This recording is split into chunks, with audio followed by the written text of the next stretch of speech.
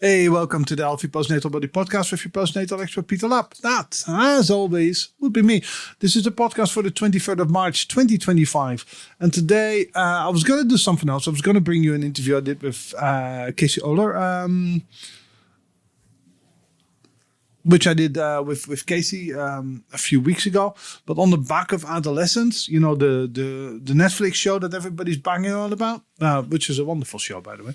And you should definitely watch it if you have kids, or if you're a man, or even if you're not. Just watch it. It's wonderful television. I remembered an interview I did with Daniel Sih a few years ago in 2023. And he wrote a book called How to Raise Tech Healthy Humans. Now, one of the takeaways that I had from Adolescence, and there's many, that show works on many, many layers, but one of the bits that's stuck in my mind was not just the pressures of social media, but how adults don't know how to navigate the world of social media that the child lives. If you remember, if you've seen it, the detective doesn't know how to interpret text messages or Instagram messages and all that type of stuff. So that's why I'm bringing this one out, kind of to tag on the back of that one, because I thought some of you might find that interesting. So what did I discuss with Daniel? He asked, virtually. How to get an 8-year-old off a tablet is a different process than teaching a 4-year-old how to use devices sensibly. So you can't use the same approach if you already have older kids. You want to do slightly different things. The difference between lean back and lean in technology and why it really matters, how YouTube is on the television is different from like family movie night. Why family technology time can be a positive, where spending time on the phone might not be. And how the technology and social media is designed to keep you online and basically much, much more. It's so, yeah, I highly recommend you listening to this, or you might get something from it that you hadn't considered yet. I definitely found it very enlightening. So without further ado, here we go. So here's a question that one of my listeners emailed in a while ago. I have an 8-year-old boy and I can't get him off his electronic devices, Kindle, tablet, PS4 and mobile. Where do I start with getting him off them? And how do I prevent my 4-year-old having the same issues? Wow. Yeah, it's a big question to start with, but it's a really important one. And it's probably why I wrote the book, actually, because it's, this is exactly the question that parents are asking. Maybe not the specifics, but about how do we manage tech overuse? How do we manage technology, knowing that technology is helpful and we need to be using it on a regular basis. Our kids will need to be great at tech as they get older. And yet there's definitely this problem with technology that we're experiencing. Look, firstly on that question, 8 years old versus 4-year-old, they're quite different. Mm-hmm. And actually the idea of helping a child who's already overusing their tech and is digitally dependent in an unhealthy way, maybe a bit kind of struggling with their dopamine dependency compared to a child who's just being set up. That's quite different, but the principles are very, very similar. And so where do I start with that? Do I start with the 4-year-old or the 8-year-old? Probably it's worth starting with some of the principles, because I can give like a prescription. Mm-hmm. And I'm sure you can imagine, every 8-year-old's different, every situation's different. Sure. But to have the principles will help with both the 4-year-old and how to set them up well to start with. Mm. And the 8-year-old, okay, how do we reboot and reset some of what we probably haven't done in the most informed way, and then help them go backwards? Does that makes complete sense? Yeah, sure.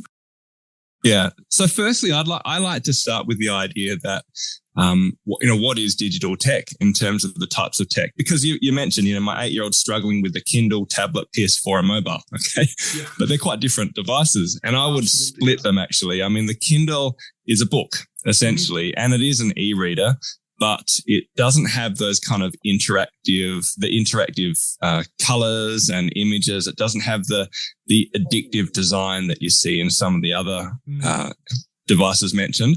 So if my child was reading lots of the Kindle, I know that from the research, when they're reading fiction, they're developing empathy, they're developing creativity, they're learning obviously, literacy skills, and they're putting themselves into the into the place of the characters that they're reading, and they're actually growing their intelligence. Yeah. And so, that's quite a different idea. But obviously, when it comes to shooting people on Fortnite or building things on Minecraft and hiding from monsters and playing Candy Crush or whatever, social media on mobile devices, that's a very different game. And so it's important to start by understanding what interactive media is about, because this is where kids really struggle. Yeah. And I really like David Murrow writes a distinctive about leaning forward versus leaning back media. Have you heard of that distinction before? I've not come across that now. So if you could, I find it really useful because not all media is the same, and particularly not all devices are the same. A very famous person, Marshall McLuhan, said that the medium is the message. This is in the 1950s, I think. And so he was saying that the content is important. Obviously, we don't want our kids to watch R-rated and MA content when they're 8 years old, and that's really, really bad for them. However, the medium that they're using also is the message. And this is where kids get dependent or even addicted on their devices.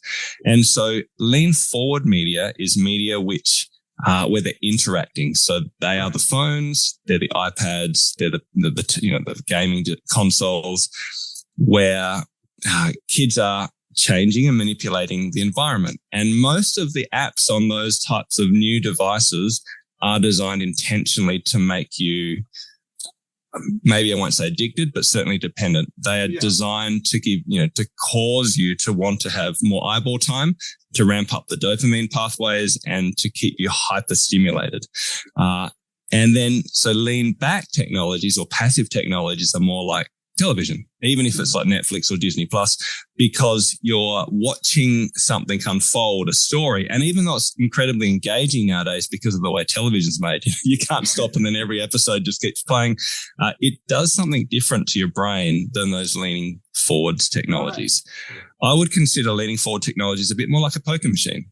And they're designed that way. They're intentionally designed to ramp up a particular part of the brain. And I know you've talked about this before, but, work like Dr. Daniel Sih, he describes it where you imagine a fist. If you make a fist, you can imagine that being your lizard brain or your downstairs brain, the parts of your brain, which is fight, flight, or freeze. And that's an important part of your brain. But in children, obviously, that's the part where they have tantrums and they have their emotions. And that's, the types of stuff that the downstairs brain needs is, the parts that stimulate the downstairs brain is what you'll see in the lean forward technologies. Mm-hmm. So when you have flashing lights, when you have variable rewards, so you keep digging for diamonds in Minecraft and then randomly you get them, when you have social cues, particularly with social media or gaming with others, where you need to be online for a particular time, or you get social cred based on who you're playing with. All of that is deliberately designed to ramp up that downstairs brain, the amygdala, the limbic system, all the stuff that creates anxiety in kids. So it's a long explanation, I'm sorry, but feel free to jump in when you need. No, that makes perfect sense. Okay, and so the tops, put your hand over your fist. Imagine, you've got your fist and your hand goes over the top. Well, that's, your cortex, your prefrontal cortex. It's the thinking part of your brain rather than the feeling part. It's the part that thinks before it acts rather than acts, like reacts, and then maybe thinks. And as we know, this part isn't developed in young children. It takes years to develop through experience and through what kids do. The kids don't have emotional regulation in the way that adults do because they don't have an adult brain. No. They don't have empathy. They don't have the ability to self-regulate, to think in the way that an adult can think. So in all those ways, if you ramp up the downstairs brain for hours and hours and hours and hours on end with devices which are deliberately designed as poker machines to make you addicted, well, then is it any surprise that by the time our kids are 8 years old, they can't handle them? No, exactly. They're hooked. Yeah. And actually the research says with internet addiction that actually the earlier you give your kids these interactive lean forward devices, and the more they use them, the less likely they are to develop a healthy prefrontal cortex. So kids who use a lot of these kind of devices early on, they develop less emotional regulation, they develop less empathy, which is really no surprise because if you just constantly ramp up the anxiety part of your brain, sure. and you don't give your kids lots of books and walking and playing and eye contact and community and all the beautiful things in life that actually develop our human brain, well, then it will change the way they end up developing.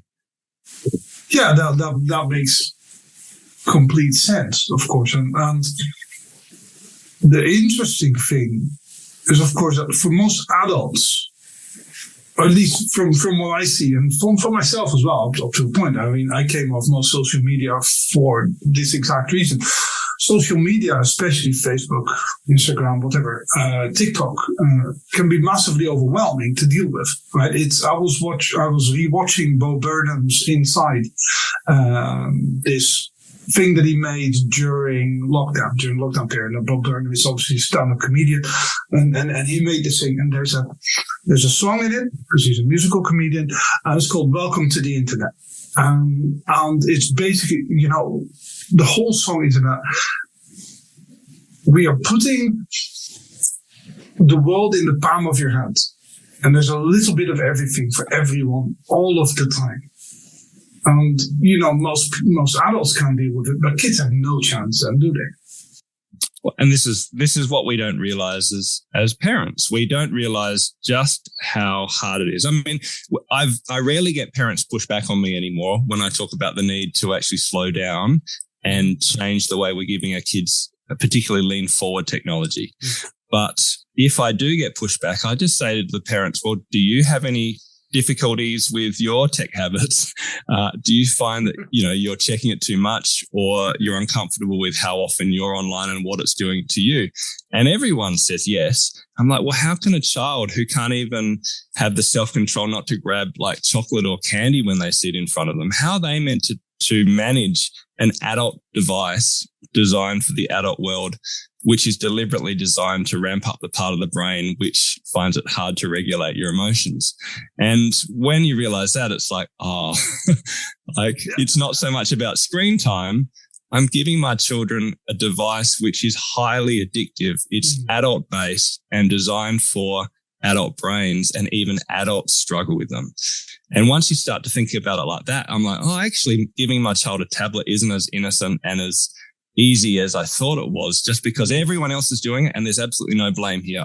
I'm fully aware of the incredible social and commercial pressures on parents to get kids tech early and to help them with tech. And I'm not anti-tech at all. My kids use tech.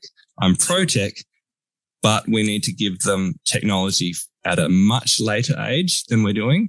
And we need to do it in a very different way, and then help them grade up as they grow up. So as their brains, emotions, and habits develop, then let's introduce these technologies in a graded way and help them learn as we would need to learn as adults. So in terms of the passive and active, ironically, I would say that it's much better to give kids, like particularly young children, television, even though it looks like they're lazy. They're sitting on the couch.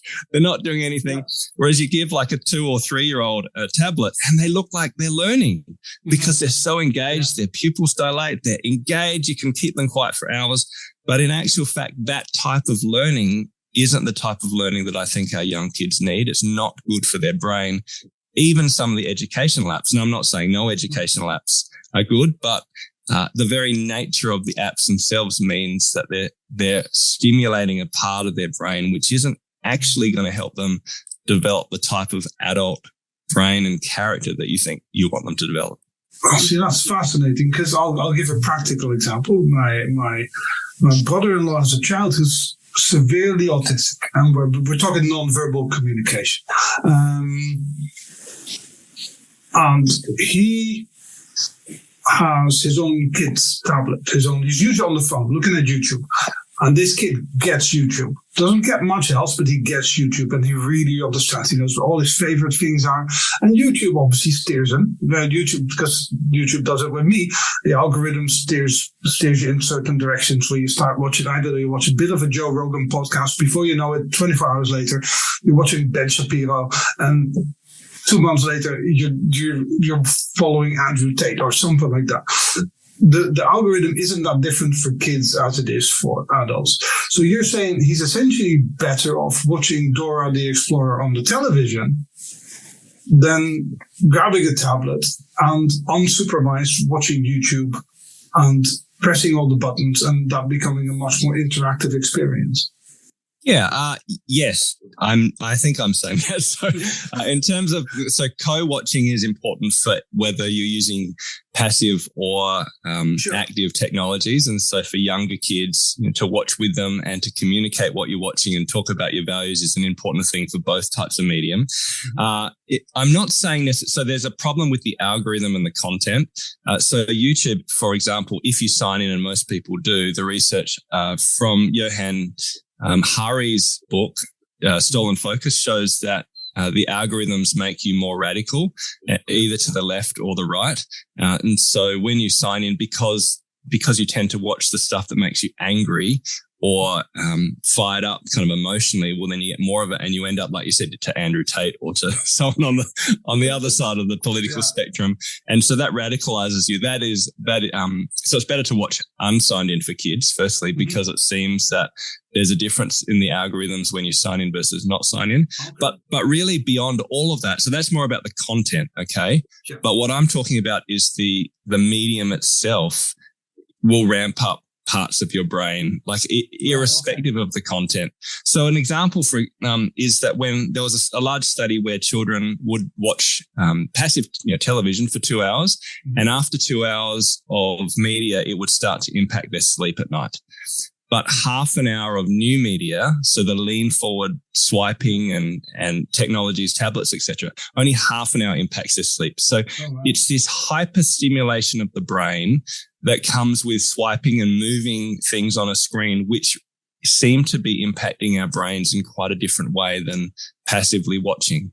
And you can imagine, I mean, I'm not sure about you, but, when I play either like games with my kids, my kids like Fortnite, and once I'll play that with their kids, and my older kids, not my younger kids.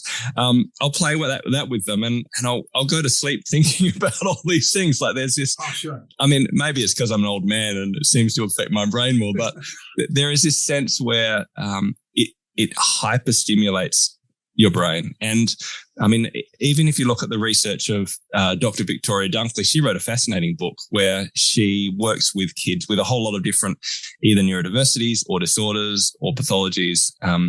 And she started to see a pattern in a whole lot of kids, which didn't seem to make sense, even though they had been diagnosed with quite severe mental health disorders in some cases. And so she started to take kids off of media in a graded, sensible way over 4 weeks, and she wrote a book about it. And she found that after taking 500 of her patients off of media full stop, particularly lean forward media, they had more than a 50% reduction in their symptoms without medication. Oh, wow. And so what she's finding is that, and so she says that these kind of swiping type devices are a bit like an amphetamine response in kids. And so you get the hit and you feel happy when you're on, but then when you get off, you get the crash. And that's where you get the behavioral issues, which we see in kids. And that's where we get that sense where kids always want to be online and they find the rest of life a bit dull and meaningless. So riding bikes, climbing trees, playing at the beach, just having a chat with your friends, or like basically all the stuff that makes us happy and human that we want our kids to experience in their childhood. That stuff becomes a bit meaningless because it doesn't have the same dopamine effect. And so part of the problem is that these games are so fantastic and so interesting and so engaging that the rest of the life just becomes boring and dull, and it's very hard to engage our kids in them. And that's what you're seeing in the 8-year-old, for example, who is struggling to get off of his devices or her devices. That makes complete sense. That makes complete sense, because let's be honest. I mean, I'm 48, right? So if I watch one of my friend's kids play, he's 12 years old and he plays Battlefront 2, one of the Star Wars games. And if you look at the graphics and just indeed the interaction they have, that doesn't compare to Pac-Man, which existed when I grew up. I mean, Pac-Man was okay. It was fun, but you could easily step away from it. And okay, some people struggled with it. Maybe some kids play too much Pac-Man or whatever. But the games these days are on a whole other level. And telling someone who's just had an hour of game time to just go play in the garden, then that's a completely different taste. Like you said, and it's a lot more boring, so to speak, to him than it is. Whereas he used to be before he was allowed on to play PlayStation games. He used to always be out on the swing, just sitting there for hours. It's just he cannot go back to that easily enough anymore. So how do you then start? Because obviously we spoke a lot about the issues that we find. So how do you then start setting up kids how do you prepare them for the tool, I suppose, that the internet and all these tech gadgets still kind of are? Where do you start? At what age can they do what?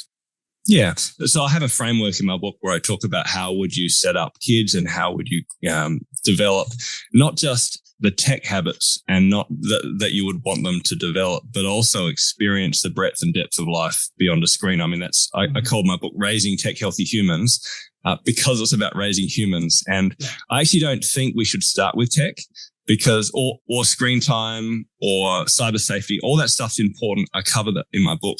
But I think we need to start with an imagination of who do we want our kids to be when they grow up? You know, what type of adults would we want to be and what type of adults would we want them to be? Because they're going to spend the majority of their life as adults in the adult world.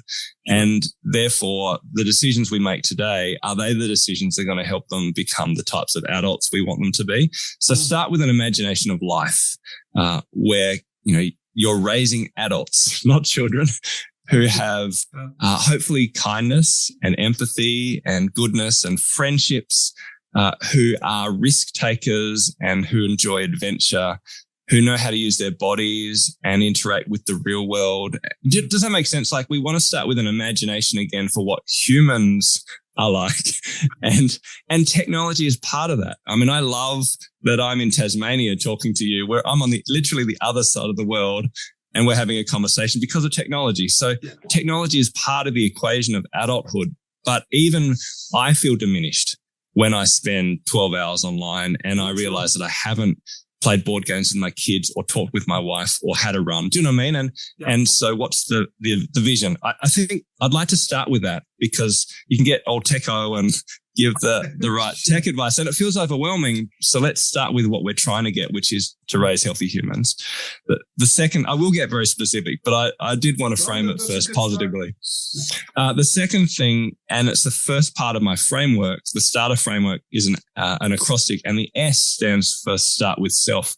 I would say before you start to change your 8-year-old's habits, and before you obviously make decisions about your 4-year-old's habits, start by looking at your own tech beliefs and your own tech habits, because parenting is caught more than it's taught. And we can say something like, get off your screens, or you're on your screens too much. Yeah. But then if all they ever see you on is your phone every time you have a moment alone, when you're at the supermarket, when you're at the bus, when you're cooking dinner, having a drink, scanning your phone, like, you might be looking at a menu actually for how to cook the meal, but they don't know that. All they see is that they have this extra person in their life, and you have this relationship with this device, and it seems to be really, really, really important to you, and encompasses almost every moment that you don't have with them. And so what you model is what you're going to pass on to your kids. Sure. And what you believe about tech is what you'll pass on as well. And most adults haven't actually reflected on their relationship with technology deeply, or their beliefs around tech, or how they express their loves and longings through tech. My first book, Space Maker, was all about adults and how do you understand the relationship we have with tech and make space from the online world to live our best life before we look at kids. Does that make sense? Because if you don't examine your own beliefs, it won't work, because you're modeling something different. No, absolutely. It's monkey see, monkey do, right? It's well, at least that's what I call it, and I'm sure one or two people will complain and they compare their kids to monkeys. Oh, I like it. But that's fundamentally what it is. Monkey see, monkey do. And it's exactly like what you're saying. We talk about self-awareness. It's funny. I've had, I don't know, we're like 190 odd episodes into this podcast. Almost every single expert like yourself talks about self-awareness. Every single one. It is phenomenal. And it doesn't matter what we're talking about, whether we're talking to physical therapists, whether I'm talking to nutrition and lifestyle coaches, self-awareness is always at the top. Because it is indeed a skill that a lot of us, and I include myself, everybody has a blind spot. Let me start there. I'm well aware when I say, people need to be more self-aware. I'm a hypocrite in one or two areas of my life because I'm not as aware as I would like to be. But it is exactly that. And it's like what, I interviewed someone quite a while ago. I can't remember what her name was. We're talking about philanthropy, and we're talking about how our values, as in what you were talking about with how you want to raise your kids, what you want your child to turn into, and how you want to be yourself as a human being, doesn't necessarily always match your beliefs. It doesn't necessarily match what your actions are or what you think your actions are. Indeed, like you said, we want to raise healthy kids, we want to be healthy adults.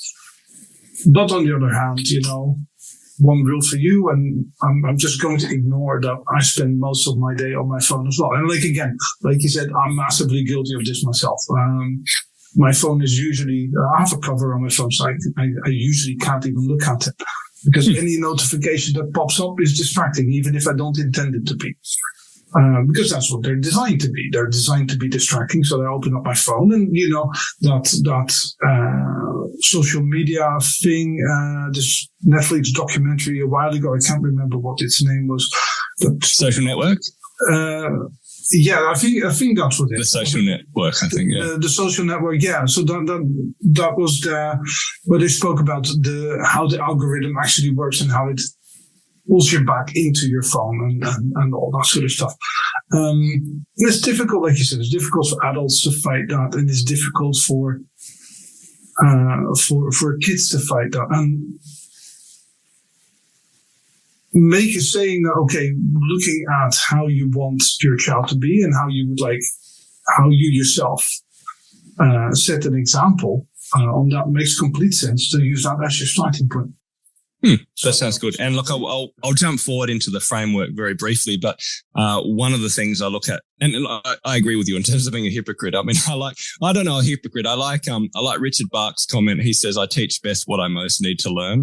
And I've been wrestling with, using too much tech all my life, and being a type A who loves to get stuff done. And I use tech like hours and hours a day for my job. And yet I feel uncomfortable with how much I'm online and how it is impacting my brain and making me distracted. So I'm like you and I'm like many people who are wrestling with needing to use tech and loving the use of tech, and yet seeing how it's changing me from the inside out and wanting to wrestle with making more space.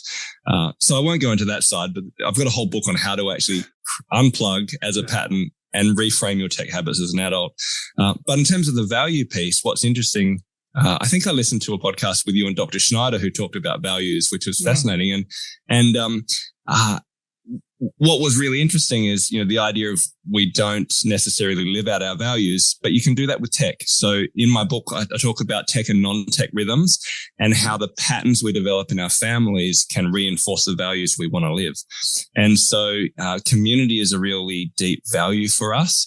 And so in terms of how do we live that out? I mean, I live in community. I actually have shared land with another couple, but we have non-tech rhythms, like we have a fire pit where we have like a monthly fire pit.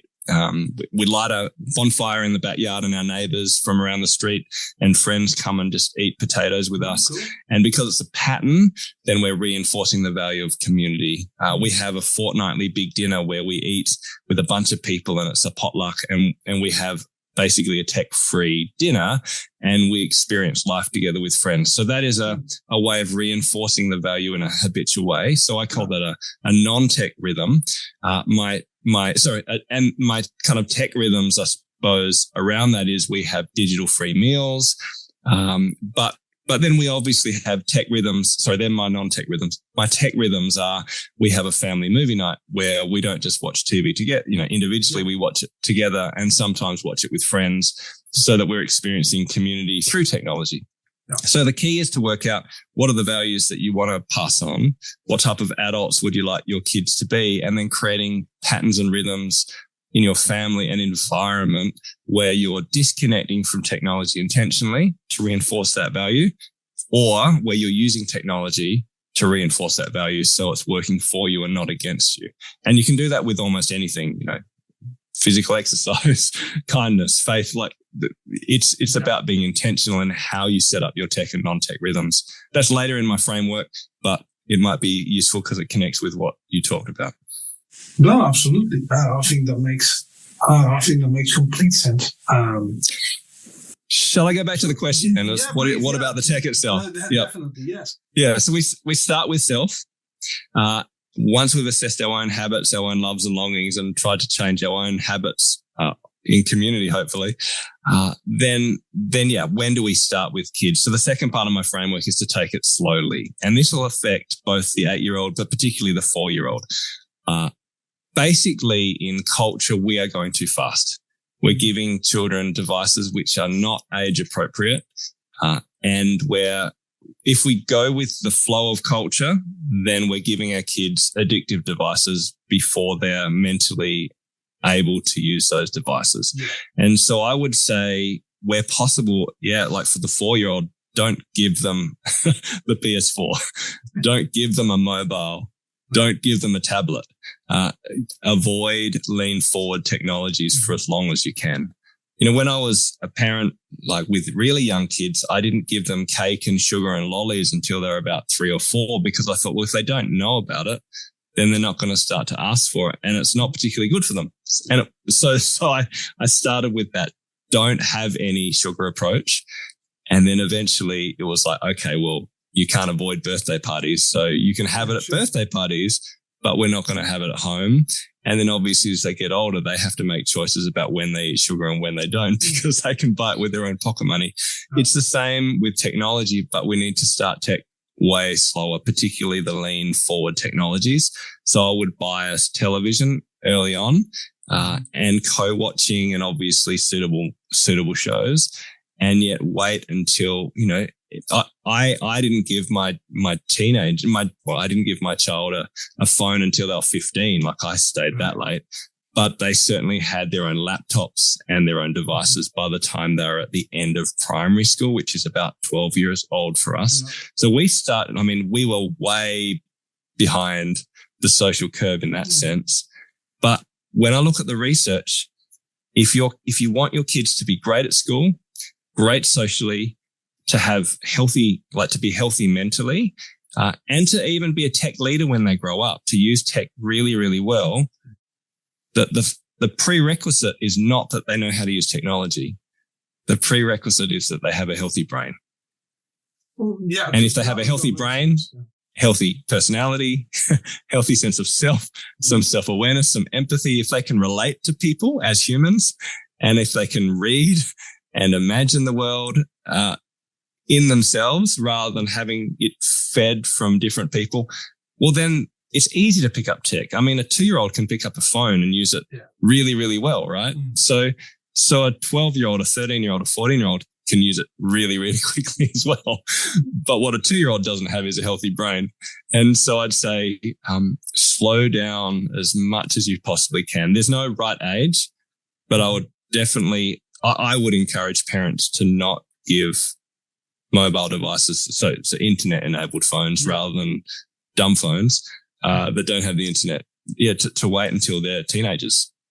That makes sense because what you hear quite a lot, and I see this with a lot of my friends who have kids just about that age.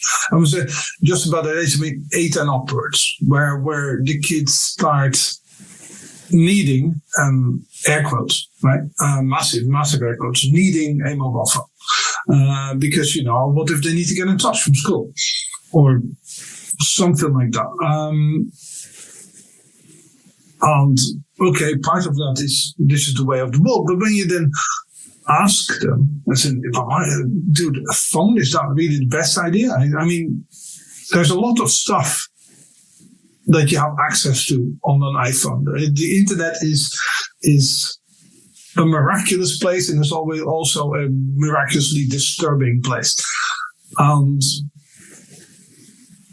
then they'll say something along those lines of what you said. Yeah, but it's a tool that they need to learn to use. But without critical thinking, without the skill to have critical thinking, to be able to look at something and understand what's happening, understand being manipulated is one thing, right? But when I walk into a casino and I place a bet on the roulette wheel, I know the house is likely to win because the odds are stacked against me. At least I know, and I know that by them giving me free drinks, they're manipulating me to spending more time with them and spending more money. As an adult, I can cope with that because, I'm aware of what is happening. With regards to mobile phones and indeed any internet connected device, it is much more manipulative and it's much more sneaky because the audience using these devices doesn't necessarily understand what is happening. So do you think the school curriculum, for instance, should change to include some sort of level of awareness? Or do you think this is just a parent's issue, so to speak? Yeah, look, I would even go beyond education. I think, I agree with Johan Hari that it's actually quite unfair to speak to a parent when all the other parents have now got devices and kids are getting phones at 7 years old, and your kid is actually the only one or two kids, left in your class that don't have their own tablets. It's very, very hard as herd animals to then fight this individually. So I'm asking you to do something which is quite unfair, which is actually to create countercultural choices now and to slow your kids down for their health and their mental health in a way that no one else is doing around you. So he would say that this is an environmental issue, and it's fundamentally based on the business model of social media and tech giants like Google, who only make money when they make you distracted, unfocused, and addicted. And when they redesign their apps from Gmail to Google to obviously Facebook, TikTok, Instagram, Twitter, if they redesign them, and they have tried to, they lose money. And so the business model is wrong, which creates a social problem. So, we do need to think at that level. When we get down to a school level, well, then obviously, yes, I think schools need to definitely educate kids about technology. I think it's one of the most I know parents say that technology, both in America and Australia, I'm not sure about the UK, but they say that technology is the number one reason they feel like parenting is harder now than it used to. Mm-hmm. And it's the number one or two reason that it's the number one or two most important thing that parents are concerned about, the tech overuse in their kids. And so how can schools not be addressing this?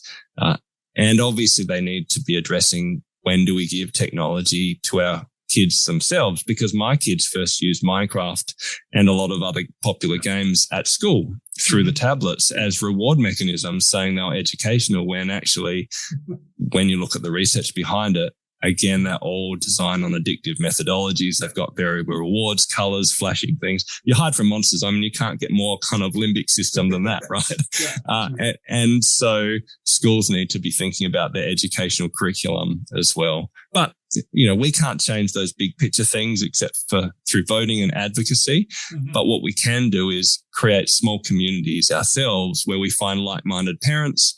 We talk about the issues together, and we support each other, which is what we've done. We have a bunch of people who eat regularly with each other, and we talk about tech sometimes as part of our general parenting conversations.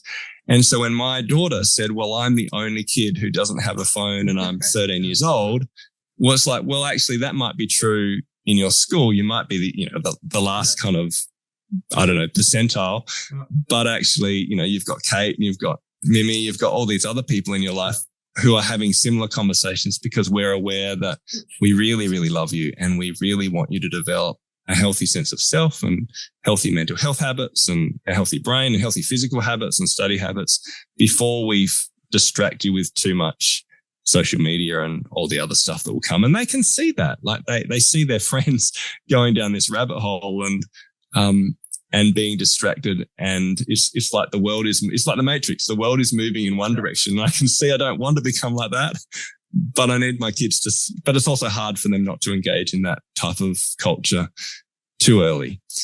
And we make compromises. They use a lot of technology. I'm not at all Amish, but they use particular technologies in a particular way. Yeah, so they tend to use them more as tools in the way that we kind of want them, in the way that I like to use most tech. Cool. So we've done take it slowly. So we've had S, we had T. There must be something else. Yeah. So the next one is once you've taken it slowly, generally, then we look at age-appropriate setup. And so when you're obviously going to give your child these devices, I would say don't do it when they're 4. But yeah, at 8, obviously many of them will be getting devices, and certainly by 12 they will. Then how do you do it? And one of the things that I often hear is parents say no, no, because they realize that they don't want to go down that they don't want to start and open the Pandora's box of tech yet, in terms of at least their own devices. But then it's all in. So when the kids get their tablet, it's just an adult device that's completely unfiltered. Here it is, same as the phone, etc.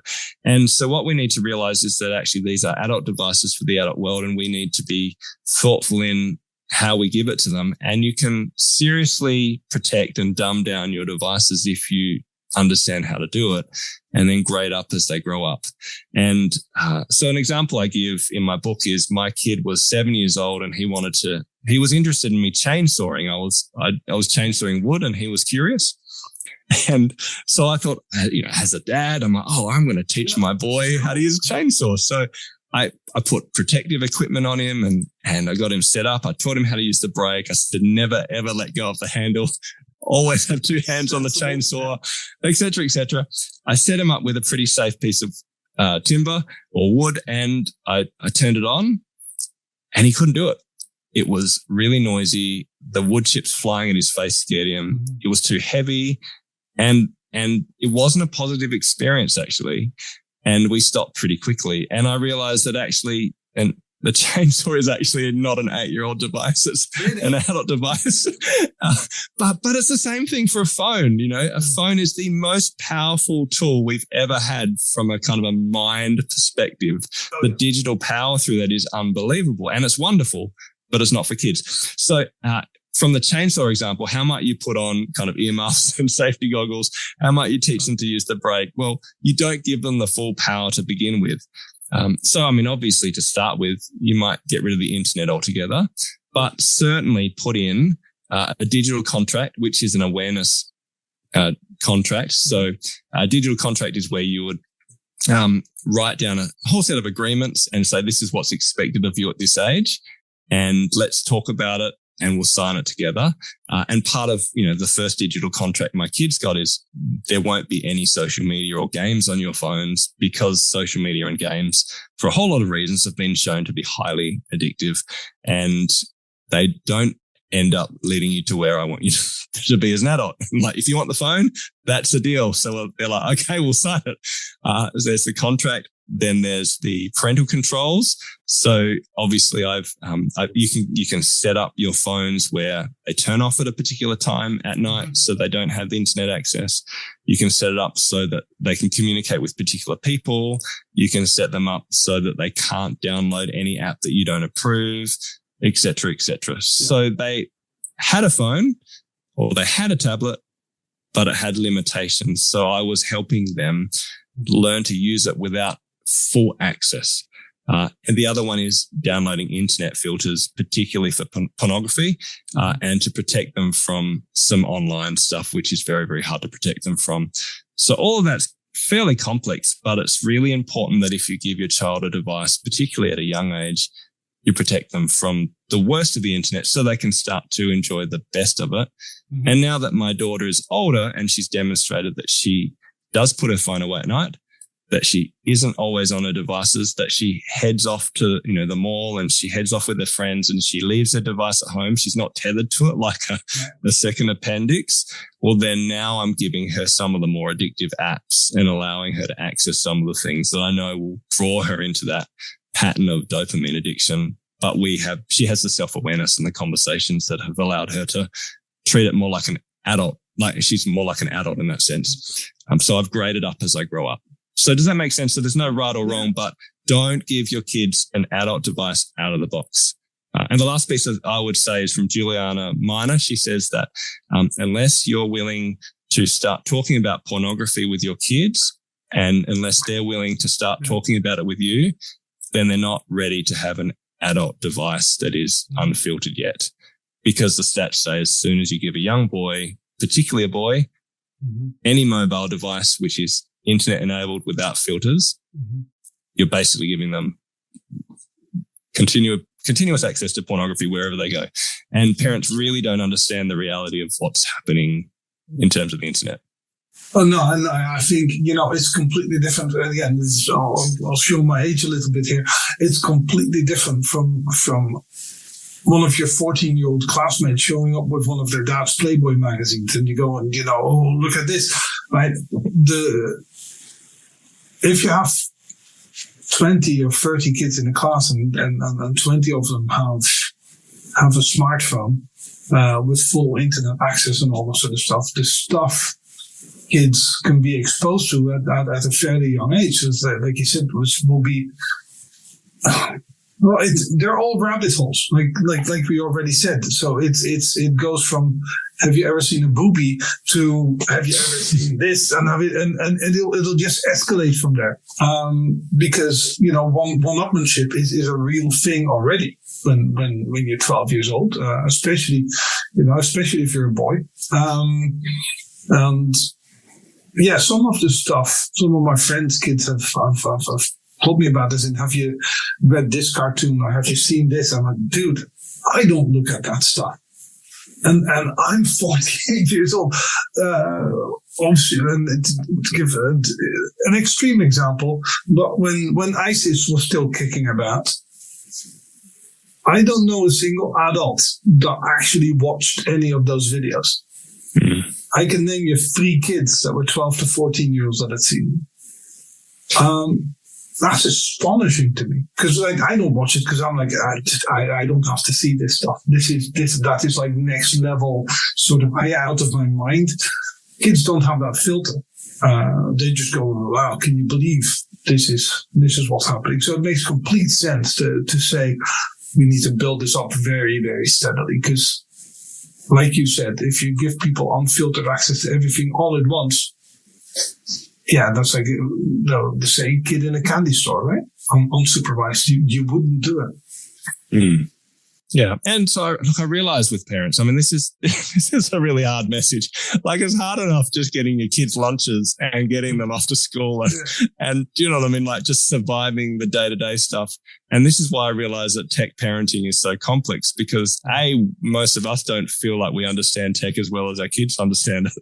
And at the same time, yeah, there's all these dangers. But it's not like, it's not like drugs where it's like, okay, I don't want my kids to smoke pot, or to do drugs, because it's just, there aren't positives. They're going to need to use tech, and we need to grade them up as they grow up. So it's much more complicated with tech, because there are some real risks, and yet there are some tremendous benefits, and they will definitely need to use it really, really well as they become adults. But to simplify, as at least the starting point, I'd say, look at your own habits, and then slow down with your kids so they experience the breadth and depth of life away from a screen first. So help them have a joyful, simple childhood. And it'll actually be simpler for you, because it's way, way, way more complicated to parent your kids once you give them internet-enabled devices. Then you have to have age-appropriate setup and understand filters and contracts and parental controls. You need to have some screen time limits, which we won't talk about because most people have a sense of that. But have a sense of when should they be online and when should they not be online, and to create those patterns and rhythms where you're turning off their tech and they're turning off their tech to learn that self-discipline and self-regulation. So that the world gets more complicated once they start getting their own devices. So slow it down. And then once they hit the end of their kind of, pre-teen years, well, then obviously this is when I think parents should be engaging more and more in these conversations, rather than when they're 3 and 4 and they honestly have zero ability to regulate their emotions and their habits. And then obviously have a really positive experience with tech when you do spend time with them. So I talk a lot about relationships. How do you talk about tech and the movies they're watching and have movie nights and play games with your kids. So enjoy the tech world with them, but just at an age appropriate time. And with all of that, I mean, I think then tech it'll still be a challenge because it just is. In my household, we still probably wrestle with tech more than almost anything else. But I'm so glad I started slower, and the types of wrestling I'm having with them is different than the wrestling I would have had if I started really young. For the 8-year-old, the last thing I'd say on this is for your number one question. We've only done one question. For the 8-year-old who is already really struggling, it is tough, and there are some things that you can do. Again, start with self, but then I would say, think about, okay, what are the things you'd really like them to change? Again, have an imagination for how you would like their childhood to be, as opposed to, I just want them off their screens more. Yeah. And I would start by replacing, instead of tackling tech first, I would start by trying to add some life. And, Stephen Covey says, you can't say no without a greater yes. And so what is the greater yes? Start with the greater yes. I would love them to ride bikes. Well, then you're going to have to take them bike riding a bit more. I would love them to surf. Well, then let's get them surf lessons. Do you know what I mean? Try to give them experiences that are beyond a screen and try to work out something that actually fires them up and gives them a bit of joy. And then you've got a pathway to say, okay, now let's talk about tech, because what I find is that you're spending so much time here that you're neglecting all the other aspects of your life which are joyful. And I apologize for that, because I realized I hadn't understood tech very well when I gave it to you. And in retrospect, we probably would have set it up differently. You can also say, I'm struggling with addiction myself. I realize that you see me on, Instagram way too much. And I check my phone on the toilet, and I check it in the car, and I have all these bad habits which I'm trying to shift. I wonder if we could try to shift our bad habits together as a family. And actually, so it's not about, you, but these are the things that I want to do, and these are the things I'd like us to do as a family. How can we recalibrate when and how we use our devices? And it may eventually involve taking some of those devices away or significantly limiting their use. And that will absolutely create fights and tantrums. But if it's done with communication, with humility, with firmness, but also love, you can reset your children's habits and give them a better start to life. Yeah, just grabbing the iPhone and saying you're not going to get this back for 2 years is probably not going to go down well. Because it's interesting that you mentioned the greater yes, because I have had this conversation a lot with clients and members that say their kids are always better after a holiday with regards to tech, because on holiday they never looked at their phones, right? You're in the Bahamas or the Maldives, there's camels on the beach, for crying out loud. Why would you want to look at your phone the whole time? And by the time they get back after a week or two after the holiday, when they did loads of stuff together, usually as a family, the children were much easier to deal with than they were before they went on holiday and spent a lot of time on their devices. And that was maybe the ideal point to start that conversation with them, or even on the plane ride home, when everybody's usually watching film or something like that, to just say, listen, we had a great time on holiday. How's about we change things up a little bit, rather than indeed, like you said, just restricting without changing your own behavior. I once asked my kids, I said, look, what are the best experiences of life you've had so far? We were walking, and I just asked them. So my daughter's 15, my middle son is 12, nearly 13, and my younger son turns 12 today, which is exciting. But they came up with things that actually surprised me. Like we've taken them to Disneyland. I assume that they would say that. Eventually Disneyland came up.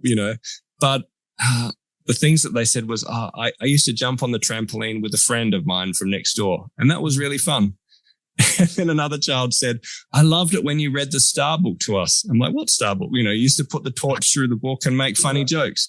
And then you used to play guitar to us and we would go to sleep. And I'm pretty terrible at guitar, but they liked it. Like the things that they mentioned as their best experiences in life, okay, were all relational. They were usually pretty simple. They didn't use tech. They didn't involve tech in that sense. They were just experiences of life where they felt like there was connection and community. And when I think about the best experiences of life that I've had, and when I ask parents for the same thing, we almost always come up with the same type of stuff. They're either things we achieved, which we had to work hard at, but it wasn't about the tech. It was about the effort and the perseverance. They might be adventures that we struggle through, or relationships that we, managed to kind of connect with, or just simple, beautiful things that we remember. And if they're the things that make humanity, if they're the things that give us joy and hope and laughter and fun, then we want to major in those things and minor on the stuff that kids will never mention and we will never mention at the end of our life, which is I got through this many levels on this type of program. Or I got my inbox to 0 every day for 20 years. I'm like, and the results for young kids are pretty terrible in terms of their mental health, because they are neglecting the beautiful, rich things that make us human and trading too much time for time online. And so it's just about rebalancing the scorecard, but within the vision of humanity, of raising humans of that bigger yes. And if you can keep that in mind, I think over time you can chip away at helping your kids start to imagine the life that they actually really want, rather than the one that has been sold to them. Well, that is a very, very good point. So on that happy note, because I think we covered, like you said, only one question, but a lot of ground there. Was there anything else you wanted to touch on before I wrap this one up? Because I think we covered loads here.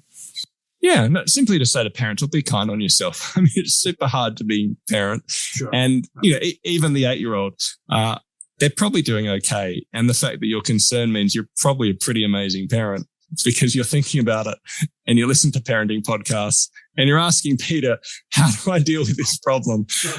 And kids are actually amazingly resilient. And good enough parenting is actually a pretty incredible parenting. So probably just to finish on an encouraging note that, look, there's best practice and then there's making small steps. And I think that's all we can do, one small step at a time to help raising healthy humans. Yeah, no, that's absolutely right. On that happy note, I will press stop record here. And press stop record is exactly what I did. So that was a couple of years ago when I did that. Like I said, I've watched Adolescence. I think there's a ton of interesting takes to come out of that show. But I thought this was one of them, and it gets overlooked a little bit in the brilliance of the program. That this is one of the many things that we maybe should be working on as a society, is teaching kids how to use the internet, how safely and effectively, and allow parents to be aware of what is actually happening. The whole I'm checking up on my kids sort of thing, and I see the messages, but if you don't speak the same language as the kids do, then you're going to miss you might be missing one or two cues that you otherwise would have liked to have picked up on. Anyways, again, thanks to Daniel for coming on this a couple of years ago. At the time, the sound quality was horrific because I'm an idiot. Admittedly, it was on my end more than his.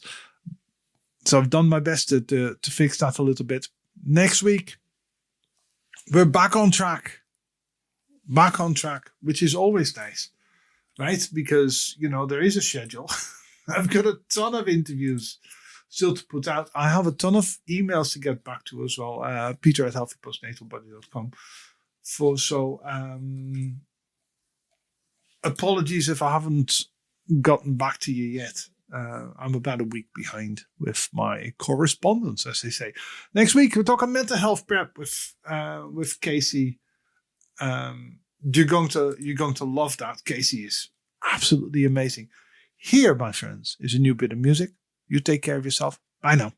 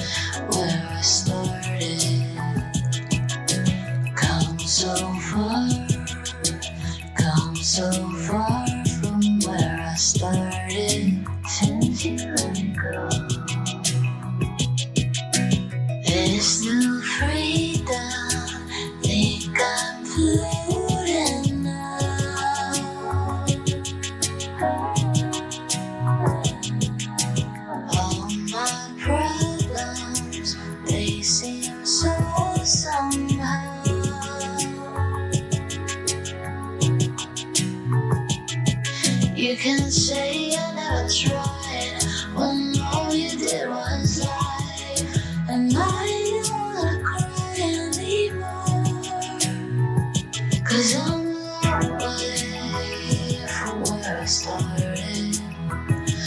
I'm a long way from coming home. I'm a long way from being broken hearted. I come since you let me go. Come so far from where I started, where I started. Come so far from where I started, since you let me